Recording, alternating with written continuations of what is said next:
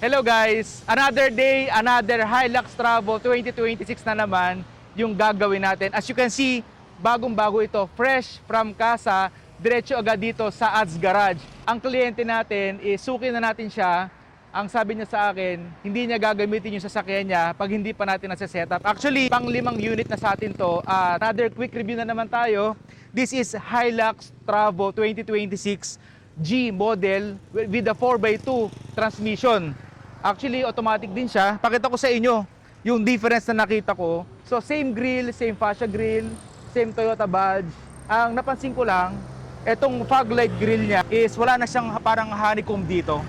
Yung Conquest kasi na di-review natin na pula, pero siya rito mesh grill. Ang napansin ko naman dito sa wheel set niya from size 18, ngayon ay size 17 na pag Hilux G model. Guys, eto, familiar ba kayo? Ang mugs na ito is para sa Hilux GRS. So, ang GRS is glossy finish. Ito naman is matte finish. Kaya si Toyota magaling talaga eh.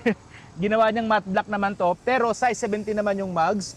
Suspension is the same. Then sa loob naman, napakalaki ng diferensya sa loob, guys. Pakita ko sa inyo.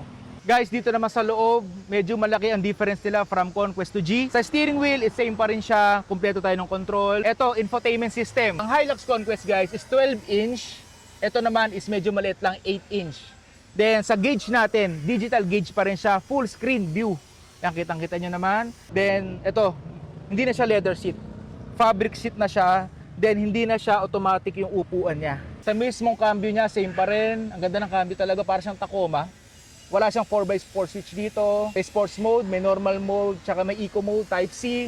Ito pala, pati yung mismong aircon controls niya, iba na rin yung pindutan. Sa ceiling naman, guys, white and black pa rin. Dito naman sa likod, guys, same pa rin, very spacious. Ganda yung pagkakali, yung mismong fabric niya. Grabe, car-reviewer na tayo niyan. Tapos meron itong cup holder, meron dalawang type C, wala siyang aircon vent. Yan guys, ito ang ganda ng sidings, hindi siya cheap na plastic lang.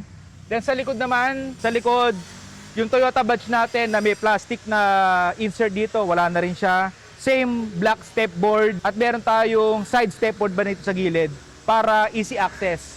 Then dito sa likod naman guys, wala na tayong sports bar o yung roll bar na tinatawag.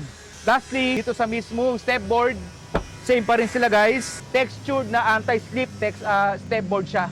Kaya hindi ka na madudulas katulad ng mga dating Hilux. And guys, yung quick review natin, ang comparison natin is Hilux Conquest 4x4 and then Hilux G na 4x2. So sa gusto, ahente ba ako? Hindi yata. Parang kahente eh. So guys, yan, gusto ko lang pakita sa inyo at nagtatry tayo mag-car review. Sana marami pa tayong car review na magawa sa susunod. Thank you so much po.